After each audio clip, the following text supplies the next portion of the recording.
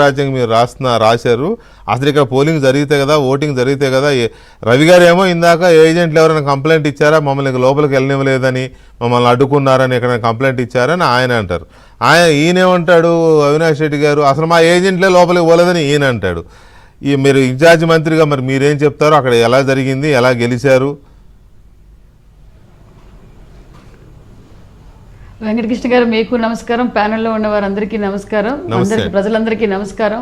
ప్రజాస్వామ్యాన్ని కాపాడడం, ప్రజాస్వామ్యాన్ని రాష్ట్రమంతా ప్రజాస్వామ్యం కంటిన్యూ అవుతా అంటే పులివెందుల్లో ప్రజాస్వామ్యం లేక ప్రజలు ఇబ్బంది పడుతున్నారు అందరికీ తెలుసు. మరి 11 రెడ్డి గారికి 11 నామినేషన్లు ఒంటిమిట్లో వేసాం, 11 నామినేషన్లు మరి పులివెందుల్లో కూడా పడ్డాయి. ప్రజాస్వామ్యబద్ధంగా కనీ విని విధంగా అంటే గత కొన్ని సంవత్సరాలుగా వైఎస్ కుటుంబము అరాచకాలకు మనం చూసాం.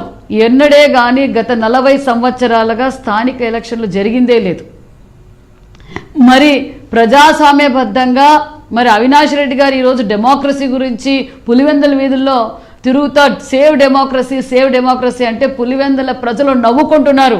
వి సేవ్ ద డెమోక్రసీ అని మరొక్కసారి కూడా మీకు తెలియజేస్తున్నాం వెంకటకృష్ణ గారు. ఎందుకంటే మేము 11 నామినేషన్లు పడినప్పటికే ప్రజాస్వామ్యానికి నాంది పలుకుతున్నామని ప్రజలకు ఒక సంపూర్ణమైన నమ్మకం వచ్చింది. ఎందుకంటే గతంలో ఎప్పుడు నామినేషన్లు వేయలేదు వైఎస్ఆర్ పార్టీ. గతంలో 5 సంవత్సరాల కింద జరిగిన స్థానిక ఎన్నికల్లో మనం అందరం చూసాం. నామినేషన్లు వేయడానికి వచ్చిన వారిని బెదిరించటం, కేసులు పెట్టడం, అవసరమైతే చంపుతామని చెప్పి ప్రయత్నాలు కూడా జరిగాయి. మహిళలు నామినేషన్లు వేయనప్పుడు కూడా వారి దగ్గర నుంచి కూడా అసభ్యకరంగా ప్రవర్తించి నామినేషన్ దాఖలు కూడా లాక్కున్నారన్న విషయం మీకు అందరికీ తెలుసు. మరి ఒక పక్క వైసీపీ నామినేషన్లు వేశారు, టీడీపీ వాళ్ళు వేసాం, ఇండిపెండెంట్ వేసాం. అదేవిధంగా 11 నామినేషన్లు వేసినప్పుడే ప్రజలకు ఒక నమ్మకం వచ్చింది. నాకు ఒక విషయం అర్థం కావట్లేదు. పులివెందుల్లో 11 ఎలా పడ్డాయి, అదే ఒంటిమిట్టలో 11 ఎలా పడ్డాయి? 11 అనుకోకుండా పడ్డాయా, లేకపోతే మీరేమన్నా నంబర్ కోసం మీరేమన్నా 11 చేయించినారా? మీరు ఆదినారాయణ రెడ్డి గారు, రవీంద్రనాథ్ రెడ్డి గారు కలిసి వాళ్ళు కూడా కాదు సార్. 11 రెడ్డి గారికి 11 నామినేషన్లు పడిన విషయం అందరికీ తెలుసు. మేము అనేది మరి ప్రజాస్వామ్యబద్ధంగా ఎన్నికలు జరిగాయి. ఎప్పుడే కానీ వైఎస్ కుటుంబ సభ్యులు వెళ్ళి మాకు ఓటేయండి అని అడిగిన చరిత్ర లేదు సార్. కానీ ప్రజల దగ్గరికి వెళ్తే మీరు ఎలాగో వచ్చారు, కానీ వైఎస్ కుటుంబ సభ్యులు కూడా ప్రచారం చేశారు. అంటే ప్రజాస్వామ్యానికి ఇది ఒక నిదర్శనం అనే విషయం కూడా మేము తెలియజేస్తున్నాం. ఇంకోటి, ఈరోజు అవినాష్ రెడ్డి గారు మాట్లాడుతున్నారు. ఏం మాట్లాడుతున్నారు? ఓటింగ్ జరిగింది అవినాష్ రెడ్డి గారికి తెలుసు, జగన్మోహన్ రెడ్డి గారికి తెలుసు, వాళ్ళు ఓడిపోతున్నారు. ప్రజాస్వామ్యబద్ధంగా ఎన్నికలు జరిగితే మేము ఓడిపోతామని తెలిసే ఈ బైకాట్ డ్రామా ఆడారనే విషయం ప్రజలందరికీ తెలుసు. ఎందుకంటే మామూలుగానే వైసీపీ పార్టీ జగన్మోహన్ రెడ్డి గారికి, అవినాష్ రెడ్డి గారికి వాళ్ళు చేసేది రపరప అని ఒకరు నరుకుతారు, ఇంకొకరి మీద దొబ్బుతారు. మనం చూసాం కదండి సార్. ఈరోజు వివేకానంద రెడ్డి గారిని హత్య చేసి ఆ రోజు బీటెక్ రవి గారు, ఆదినారాయణ రెడ్డి గారు వారితో చంపించారు చంద్రబాబు నాయుడు గారు అని చెప్పారు, చూసాం.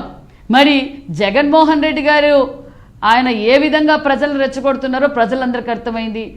ఈరోజు ప్రజలు ప్రజాస్వామ్యంతో పాటు సూపర్ 6 సుపరిపాలనకు అందరూ సహకరించారన్న విషయం కూడా మీకు తెలియజేస్తున్నాం సార్. మేము కూడా సమిష్టి కృషితో, ఎన్డీఏ కూటమి నాయకుల కృషితో ప్రతి ఒక్కరం, ఎమ్మెల్యేలు, ఇన్ఛార్జీలు, మరి బీటెక్ రవి గారు, జిల్లా అధ్యక్షులు గారు, మేము ప్రతి ఇంటికి వెళ్ళి 5 నిమిషాలు కూర్చొని మేము చేసిన ఈ సంవత్సరంలో ఎలాంటి అభివృద్ధి కార్యక్రమాలు చేశాం, రాష్ట్రానికి చంద్రబాబు నాయుడు గారు ఏ విధంగా అభివృద్ధిలో పరుగులు పెట్టిస్తున్నారన్న విషయం ప్రతి ఒక్కరికి తెలియజేశాం. ముఖ్యంగా సూపర్ 6 ఏదైతే రాష్ట్ర వ్యాప్తంగా సుపరిపాలన తొలిగడుగు ముందే పులివెందుల్లో చేశాం సార్. నేను కూడా 2 రోజులు తిరిగాను, బీటెక్ రవి గారు పులివెందులంతా తిరిగారు, నేను కూడా ఇన్ఛార్జ్ మంత్రిగా 2 రోజులు సుపరిపాలన తొలిగడుగు కూడా చేశాం. అప్పుడు కూడా మేము ఎన్నికల కోసం మేము వెళ్ళలేదు, మేము చేసిన అభివృద్ధి ప్రజల కోసం తెలియజేశాం. అంతేకాకుండా మరి పులివెందుల ఎమ్మెల్యే గారు పులివెందుల గురించి కూడా పట్టించుకోలేదు. అలాంటిది ఒక సంవత్సరంలో సూపర్ 6 పథకాలతో పాటు అనేక అభివృద్ధి కార్యక్రమాలు చేశాం, రోడ్లు వేసాం, కావాల్సిన చోట మంచినీరు మున్సిపాలిటీకి పులివెందుల మున్సిపాలిటీకి మంచినీళ్ళు కూడా అందించాం. అదేవిధంగా అనేక స్కూల్స్ డెవలప్ చేస్తున్నాం, అభివృద్ధి ధ్యేయంగా పనిచేస్తున్నాం. దయచేసి ఈ కూటమి ప్రభుత్వానికి మీరు సహకరించండి.